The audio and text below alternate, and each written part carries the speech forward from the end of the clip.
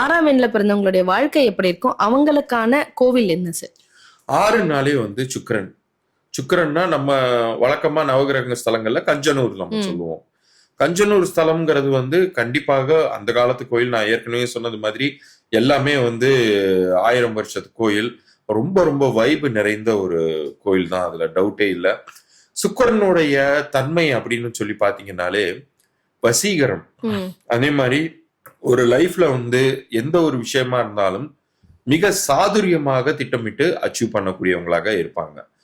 ஆனா ஒரு சில பேர் பாத்தீங்கன்னா இது எதுவுமே இல்லாம எப்ப பார்த்தாலுமே வந்து ஒரு நெகட்டிவா பேசிட்டு டல்னஸோட இருக்கிற மனிதர்கள் வந்து சுக்கிரனுடைய வலிமை குறைந்தவர்களாக அறியப்படுகிறார்கள். அவர்கள் வந்து இயற்கையாகவே லட்சணமா இருப்பாங்க. ஆனா தங்களை வந்து ரொம்ப வந்து டல்லா காட்டிக்குவாங்க வெளியில.